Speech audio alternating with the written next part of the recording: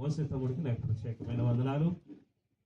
అదేవిధంగా ఈరోజు వాక్య పరిచర్య చేయడానికి వచ్చినటువంటి దైవజనులు ఆత్మీయులు రెవరెండ్ మోసే గారికి నాకు ప్రత్యేకమైన వందనాలు తెలియజేస్తూ ఉన్నాను. అలాగే థామస్ గారికి, అలాగే తమ్ముడు వారికి నాకు ప్రత్యేకమైన వందనాలు.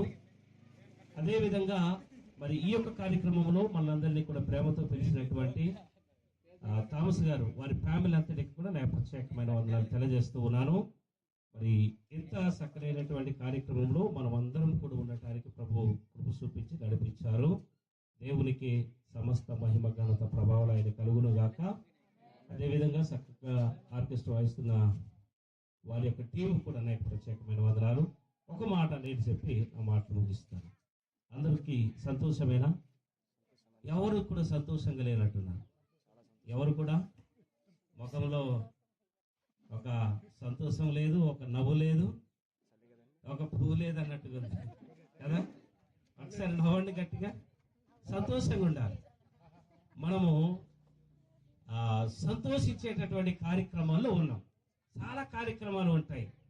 కొన్ని కార్యక్రమాలు ఏమండి బాధాకరమైనటువంటి కార్యక్రమాలు, దుఃఖకరమైనటువంటి కార్యక్రమాలు మనం వెళ్తూ ఉంటాం.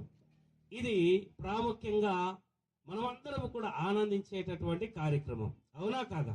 కాబట్టి ఒక్క మాట నేను చెప్తాను, మీరు జాగ్రత్తగా వినవలసిందిగా నేను ప్రేమతో కోరుతూ ఉన్నాను. ఆలకిస్తారా లేదా? ఏమండి, ఒకవేళ ఆకలి అయితే భోజనాలు కూడా సిద్ధంగా ఉన్నాయి, వెళ్ళి తినవచ్చు. అంతవరకు మీరు ఏమండి. కాబట్టి దేవుని యొక్క మాటలు ప్రాముఖ్యంగా వినాలి.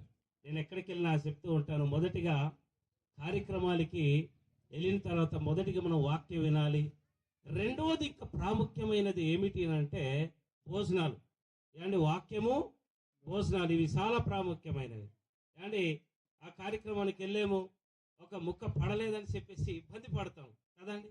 అదేవిధంగా వాక్యం ఆలకించేటప్పుడు కూడా ఏదో ఒకటి నాతో పాటు తీసుకెళ్లాలనేటటువంటి ఉద్దేశం కలిగి వినాలి వాక్యాన్ని. విన్న తర్వాత వాక్యాన్ని ఆలకించిన తర్వాత సమృద్ధిగా భోజనాలు చేయాలి. ఒక మాట మనం చదువుకుందాం, చూడండి. సామెతల గ్రంథం తీయండి ఒకసారి. 17వ అధ్యాయము 6వ వచనాన్ని చదివి సహకరించవలసిందిగా నేను కోరుతూ ఉన్నాను. ఎవరైనా తీసినటువంటి వారు. సామెతల గ్రంథము 17వ అధ్యాయము 6వ వచనం. కుమారుల కుమారులు వృద్ధులకు కిరీటము, తండ్రులే కుమారులకు అలంకారము అని దేవుని యొక్క వాక్యం చెబుతుంది. ఈ అలంకరణ ఎవరు ధరిస్తారు, ఎవరు చేసుకుంటారు అని అంటే పెళ్లికి సిద్ధపడేటటువంటి వారు అలంకరించుకుంటుంటారు, అవునా కదా? పెళ్లికి సిద్ధపడేటటువంటి వారు, పెళ్లి కుమార్తెగా ఎన్నిక చేయబడినటువంటి వారు ఈ యొక్క అలంకరణ కలిగి ఉంటారు. ఇక్కడ ప్రాముఖ్యంగా మనం గమనించాలి, తండ్రులే కుమారులకు ఏమిటి చెప్పండి? అలంకరణ. తల్లులే కుమారులకి, కుమార్తెలకు ఒక అలంకరణగా నువ్వు నీ పిల్లలకి కనబడాలి. నీ పిల్లల ముందు ఎటువంటి అలంకరణ అవసరమై ఉన్నది అని అంటే ఆత్మీయ సంబంధమైనటువంటి అలంకరణ మనకు కావాలి. ఏ అలంకరణ? ఆత్మీయ సంబంధమైనటువంటి అలంకరణ కావాలి. భౌతిక పరమైనటువంటి అలంకరణ కోసం ప్రభు మాట్లాడలేదు, కానీ ఆత్మీయ అలంకరణ మనకు కావాలి. ఆ అలంకరణ కొరకు ప్రభు మనతో మాట్లాడుతున్నాడు. తండ్రులే కుమారులకి ఏమిటి? అలంకరణ. ఏ అలంకరణ అంటే ప్రార్థన అనేటటువంటి అలంకరణ కలిగి ఉంటే నీ పిల్లలు కూడా అటువంటి ప్రార్థన చేయటానికి అవకాశం ఉంటుంది. ఎందుకంటే ఆ యొక్క అలంకరణ కలిగి నీ పిల్లల ముందు నీకు కనబడ్డావు కాబట్టి అటువంటి అలంకరణ మనకు కావాలి. భక్తి అనేటటువంటి అలంకరణ మనకు కావాలి. ఏమండి, పై స్వభావం కాదు.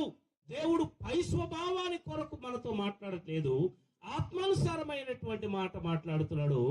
ఇక్కడ వాక్యం చెబుతుంది ఏమిటి అని అంటే మనము మన పిల్లల ముందు ఏ విధంగా కనబడాలి అని అంటే ఆత్మ సంబంధమైనటువంటి అలంకరణ కావాలి.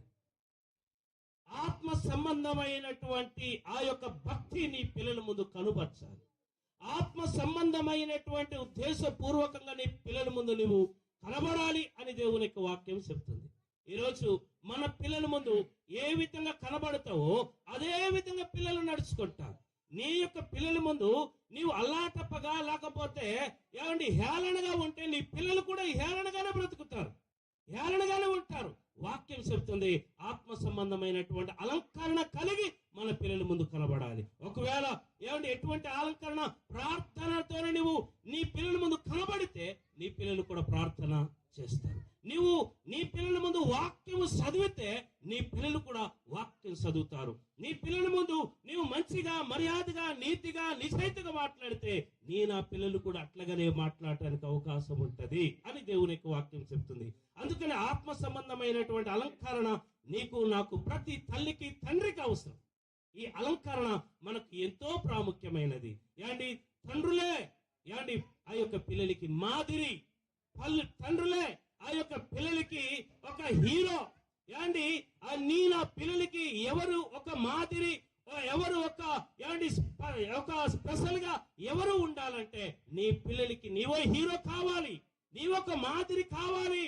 నా తండ్రిని చూసి నేను నేర్చుకున్నాను, నా తల్లిని నేను చూసి నేర్చుకున్నాను, నా తల్లికి ఉన్నటువంటి గుణాలు నాకు వచ్చాయనేటటువంటి ఇది నీ పిల్లలు ఖచ్చితంగా చెప్పగలగాలి. yani నీ పిల్లలకి ఎవరో ఒకరిని మాదిరి తీసుకోనే కన్నా నీ పిల్లలు నీకు నీ యొక్క పిల్లలకి నీవే ఒక మాదిరి అయితే ఎంతో మంచిది.